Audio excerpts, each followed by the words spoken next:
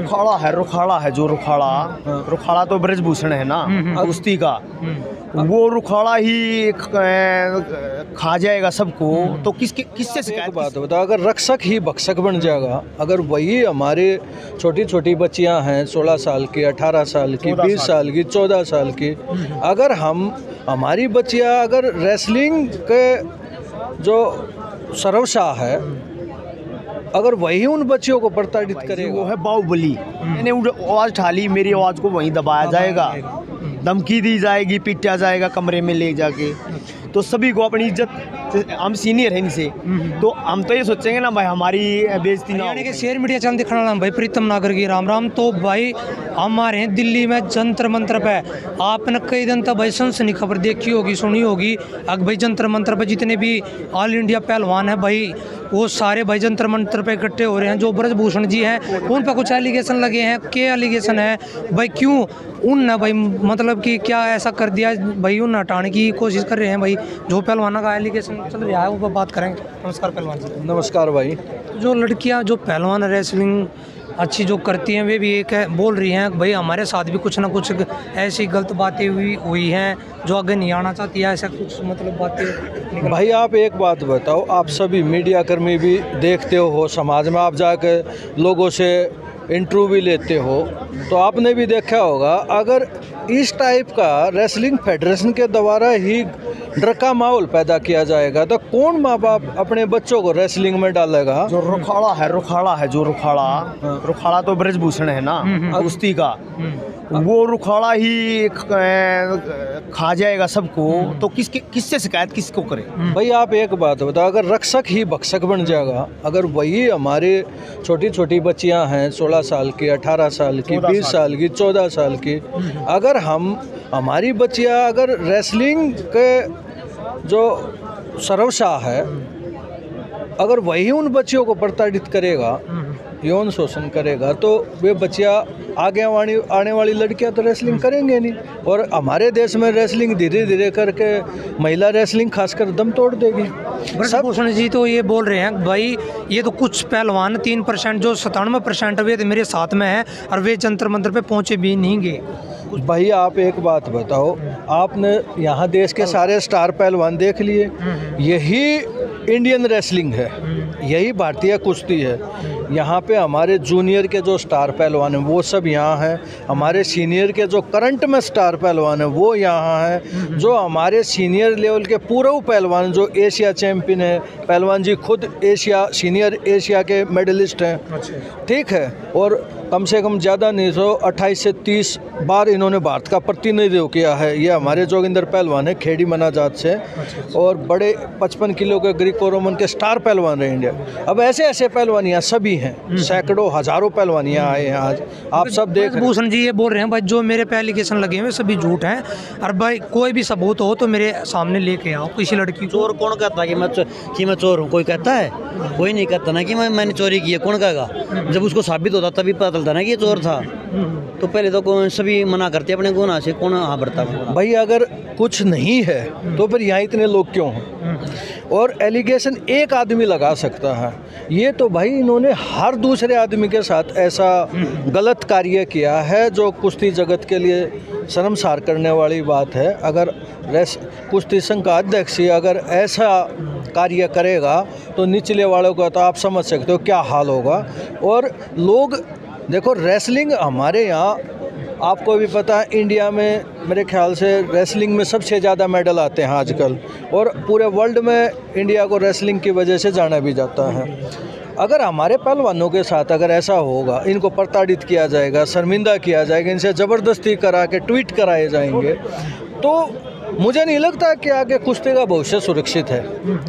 तो अगर हमने अपनी कुश्ती को बचाना, आज हम सब यहाँ इसलिए आए हैं कि आज मुझे भी जो भी अगर मैं यहाँ किसी भी चीज़ पे हूँ, अगर मुझे आज मैं भी एक प्रो पहलवान रहा हूँ, मैंने भी कुश्ती को जिया है, मैंने भी नेशनल इंटरनेशनल में मेडल का अपना जितना भी योगदान था वो दिया है। हम सब यहाँ इसलिए आज इकट्ठे हुए हैं कि हमारी कुश्ती को बचाया जाए, और कुश्ती में जितने बोल रहे हैं भाई हमारे को मतलब फंसाने की साजिश की जा रही है। भाई इसको हटाया जाए इस पद पे और किसी को लाया जाए, ये सरकार के थ्रू कुछ इस तरीके से कुछ बोला जा रहा है। देखो समय आने पे ये यहाँ पे हमारे जो पहलवान हैं उन्होंने आप सब लोगों को बता भी दिया है कि हम उनके सबूत भी देंगे, उनके नाम भी उजागर किए जाएंगे, मगर वो जब सरकार के जो बड़े पदों पे बैठे हुए हमारे मंत्री हैं, प्रधानमंत्री जी हैं या हमारे गृह मंत्री जी हैं, उनके सामने उन सब चीज़ों का बताया जाएगा, खुलासा भी किया जाएगा। जी अब बात भी निकल कर आ रही है कि बोला पहले एलिगेशन क्यों नहीं लगे, इतने साल हो गए मुझे इस फेडरेशन में और इस तरीके चलाते हुए, पहले मेरे पे एलिगेशन नहीं लगे, अब कहाँ से एलिगेशन? वो क्या हुआ भाई जी, वो है बाहुबली। अगर वहाँ गोंडा में हम नेशनल खेलने जाते हैं, किसी भी स्टेट का हुआ, वहाँ बदमाशी करते हैं, कोई एक आदमी आवाज़, मैंने आवाज़ उठा ली, मेरी आवाज़ को वहीं दबाया जाएगा, धमकी दी जाएगी, पीटा जाएगा कमरे में ले जाके। तो सभी को अपनी इज्जत, हम सीनियर हैं इनसे, तो हम तो ये सोचेंगे ना भाई हमारी बेइज्जती ना हो कहीं पे, समझ रहे हो ना। और दूसरी बात, जैसे ये मेरे गुरु है, कोच है, तो मेरे साथ में जाएंगे तो इनका भी कोई मान सम्मान नहीं, इनको भी धक्के दिए जाते हैं, गाड़ियाँ बकी जाती है। और अब एक बात बताओ आप, कौन सा देश का ऐसा प्रेसिडेंट है जो हमारे कोचों की इंसल्ट करता है मैट पे ही, उनको रफ लैंग्वेज में बात करता है, उनकी इंसल्ट करता है, बच्चों को स्टेज पे थप्पड़ मारता है, हरियाणा को पर्टिकुलर नाम लेके गालियाँ देता है। तो मुझे नहीं लगता कि पूरी दुनिया में इसके अलावा कहीं ऐसा कोई आदमी करता होगा ऐसा कार्य। आज ये अति का अंत होता है, धीरे धीरे पाप का घड़ा भरता है, एक टाइम भरने के बाद फिर वो छलक जाएगा या फूट जाएगा। तो वो जो पाप का घड़ा था वो भर चुका था, इसलिए ये सारे पहलवान अति हो गई थी। तो देखो हर पहलवान ये चाहता है कि मैं अपना रेसलिंग में कैरियर बनाऊं और इन सब चीज़ों से दूर रहूं, मगर जब अति हो जाती है ना, अंत हो जाता है, फिर आदमी, आज ये सभी पहलवानों ने एकजुट होने की हिम्मत दिखाई है और उसके खिलाफ मोर्चा खोला है, ताकि हमारी जो कुश्ती है उस कुश्ती को बचाया जा सके और आने वाले हमारे जो जूनियर पहलवान हैं उनका भविष्य सुरक्षित हो, ताकि वे एक सुरक्षित वातावरण में अपनी कुश्ती को निरंतर आगे बढ़ाते रहे और हमारे देश का नाम कर सके। एक क्वेश्चन और, हमारे अभी ओलंपिक में मेडल आए 2, हमारे मेडल आने थे 3। विनेश फोगाट का मेडल किस लिए नहीं आया? जिस बेलारूस की लड़की से हारी है 1 महीने पहले, 10-0 से हराया था उस लड़की को, ब्रजभूषण ने इतना दबाव बना दिया, इतना मानसिक प्रेशर बना दिया उस लड़की पे, मतलब वो एक मरने की स्टेज पे थी। हर रेसलर को पता था, जो भी ओलंपिक में रेसलर गए थे, जो भी अच्छे रेसलर हैं, सबको पता था कि भाई ये इस दौर से गुजर रही है। और वो जो ब्रजभूषण जी है, उन्होंने ऐसा कर रखा है कि भाई उसको इतना डिस्टर्ब कर दिया। देखो तेरे पे बैन लगा देंगे, मेडल नहीं आया तो ये कर देंगे, वो कर देंगे, तेरा कैरियर खराब। आप एक जो स्टार खिलाड़ी होता है ना, जब वो इंटरनेशनल कंपटीशन खेलने जाता है ना, तो उसकी अपनी एक प्लानिंग होती है, उसको मोटिवेशन की ज़रूरत होती है, ना कि डीमोटिवेशन की।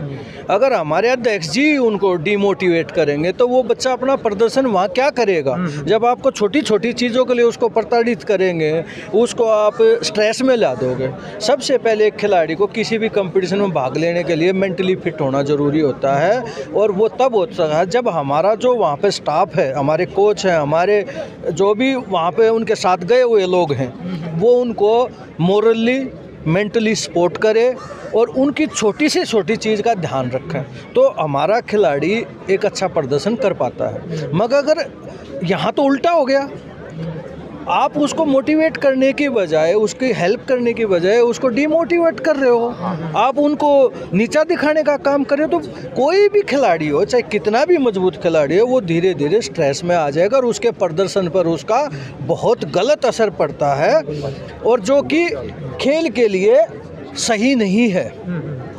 समझे? एक खिलाड़ी को सबसे पहले आपको मोटिवेट करना पड़ेगा, उसकी हेल्प करनी पड़ेगी। अगर आप उसे मेडल की उम्मीद करते हो तो आपको भी उसके लिए उतना ही एफर्ट्स लगाने पड़ेंगे जितना वो खिलाड़ी ग्राउंड में लगा रहा है। तो पहलवान जी विनेश फोगाट बोल रही थी कि भाई ऐसे ऐसे मैं इस तादाद पे आ गई थी कि भाई फांसी खाना मजबूर हो गई थी, जहर खाना भाई मैं इतनी उसमें चली गई थी। अब भाई देखिए, ये मैंने अभी आपको यही तो बात बताई कि ये सारा खेल क्या है, मोटिवेशन और डीमोटिवेशन का है। भाई एक खिलाड़ी स्टेज तक क्यों पहुंचा? जो आदमी 5 साल की उम्र से अपनी रेसलिंग कर रहा है और रेसलिंग को जिया है, और आप उसी की रेसलिंग को छीनने की कोशिश कर रहे हो अपने पर्सनल बेनिफिट के लिए, तो आदमी क्या करेगा? वो आदमी कहीं ना कहीं, देखो जो आदमी रेसलिंग करता है ना, एज ए पहलवान मैं बता सकता हूँ दिल से, अगर इतना दुख होता है, अगर आपका इतने इम्पोर्टेंट मूवमेंट पे, ओलंपिक जैसे इतने बड़े स्टेज पे, और उसके साथ अगर ऐसा व्यवहार किया जाएगा, जो चीज़ें अभी बाहर आई हैं, तो कोई भी आदमी स्ट्रेस में चला जाएगा, मेंटली डिस्टर्ब हो जाएगा, डिप्रेशन में चला जाएगा।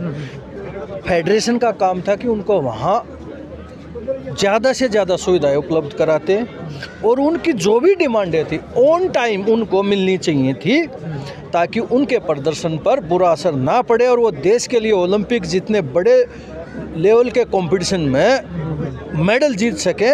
और मैं कहीं ना कहीं आज मुझे महसूस होता है कि हमारे कई सारे पहलवानों का जो मेडल लास्ट मूवमेंट पे चला गया ना, तो कहीं ना कहीं उसमें फेडरेशन का बहुत बड़ा हाथ है, और अध्यक्ष जी की जो ये गलत नीतियां हैं, इस कारण से भी उनके प्रदर्शन पर असर पड़ा है। और हम सब इसीलिए आज यहाँ पे हैं कि भविष्य में जो चीज़ हुई है उन चीज़ों को दोबारा से ना हो, और इन पहलवानों को न्याय मिले और देश के लिए आगे बड़े से बड़ा मेडल जीत सके। तो भाई सुन ली होगी पहलवाना की बात, भाई क्या क्या एलिगेशन भाई ब्रजभूषण पर लगे हैं, भाई किस तरीके की भाई जो महिला रेसलर हैं वे क्या कह रही हैं क्या नहीं कह रही। तो भाई सारा अपना देखना, तो भाई आगे दूसरे पार्ट में और भी बताऊंगे भाई क्या कारण रहा, आगे किस तरीके पर या सदर पर जाएगा, और भाई इस्तीफा दे जाएगा या नहीं मिलेगा, तो कैसे क्या रहेगा। तो जुड़े रहो। तो हरियाणा के शेयर मीडिया चैनल दिखाना भाई प्रीतम नागरिक, राम राम।